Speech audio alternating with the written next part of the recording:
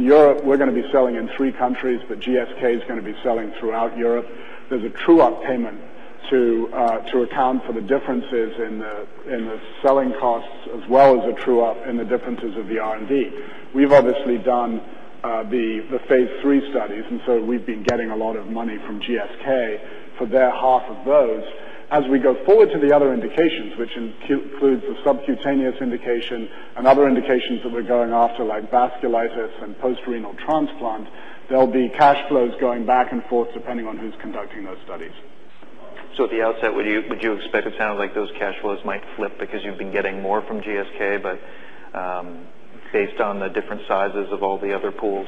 No. I think initially we're going to be we're launching in the U.S. before we launch in Europe. So if we get approved on March the 10th, we should launch around the end of the first quarter. In Europe, we're probably not going to be approved until the second half. So in all likelihood, we won't be getting money from GSK from the European sales this year. And we will be paying them for 50% of the gross profit in the United States if we get approved in the U.S. And then the R&D, they're conducting some of the R&D, we're conducting some of the R&D, so there's just sort of going to be a true-up. The other confounding thing on accounting is that we've built up a very significant inventory of Benlysta, and we've been running that through the P&L. So that's zero-cost inventory. So you're going to have a relatively high gross margin on the product initially, because we'll be selling through zero-cost inventory that we've run through the income statement and expense through R&D. We're not now doing that. We're now capitalizing it, and we'll expense it as it gets sold. Okay, good. Let me just see if there's any questions from anyone else before we stop. Okay, good. I think the accounting questions killed off any possible question. Oh, there's one in the back here. Please. In the panel before you, Dr. Bryan talked about home infusion centers. Can you talk about if that's changed the model in the way you perform? The question was that in the panel they talked about home infusion centers, and does that change our model in any way, shape, or form? It may well change the model. I listened to that, and it may change the model of the physician community. It shouldn't change our model, because ultimately if someone takes Benlysta, we're selling our product to the physician or to the hospital, and we have different distribution mechanisms to do that. So if it's sold to a community infusion center, it should be no different to us than if it's sold directly to a physician.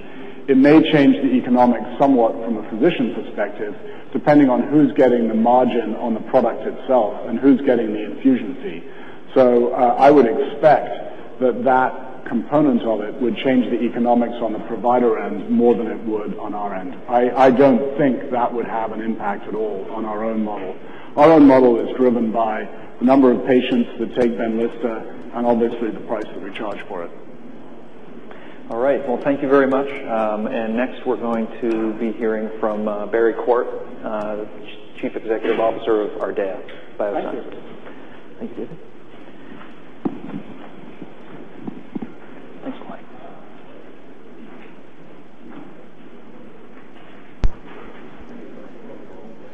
Presentation has now finished. Please check back shortly for the archive. This presentation has now finished. Please check back. Okay, you got to stop that. So basically what we have going on here, folks, and I'm sorry about the interruptions during this live video here. I just want everyone to know that Human Genome Sciences, some of the questions that were presented is everything that SMF had anticipated and one of the things that we always said that we believed in was the fact that they are putting the patient community first. They're not going to price out the suffering. As so many different types of other drugs, such as cancer drugs, of oncology, they price it the patients out of the treatments, and so therefore. I think we're operational now. Thanks everyone for your patience. I'm Joe Schwartz from the biotech team covering. Here's HGSI, another panel that's playing right now. By David Southwell, Executive Vice President and Chief Financial Officer.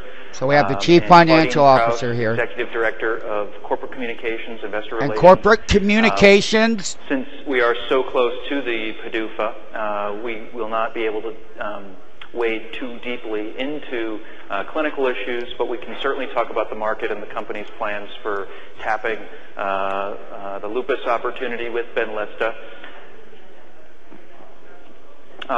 Very happy to have you here today. Thanks for making it work. Thank you for having me, Joe. So I guess I'll start off maybe by asking you to recap for us how we got to this point, just the most recent history as far as the PDUFA and how it was shifted. Can you just give us a They're talking about the PDUFA. That's where they gave the delay from December 9th to March 10th of 2011. It will be the first drug in 50 years to be approved. Did you hear that? The first drug in 50 years. Of lupus. What a great company. At HGSI, and I should say they because it was before I joined the company, identified the cytokine that is responsible, and also identified an antibody that acted against BLyS at lowering the BLyS levels. That was really just the beginning of working on this compound. One of the most difficult things that we had to work on was how do you measure a disease in which, going over the first part of the discussion, so we'll end it here. The disease expresses itself. The thing about it is, different organ systems. Everybody should be grateful for Human Genome Sciences, and hopefully that the FDA will act accordingly and give the approval on March 10th of 2011. And that's what the PDUFA is about. Once again, we've been covering Human Genome Sciences going back as far as 1998. Here we are in 2011. And it takes 10 to 15 years of development and various other kinds of forms that actually led up to what we are hearing about today. And so therefore, stockmarketfunding.com will always do what we do, and that is do our due diligence.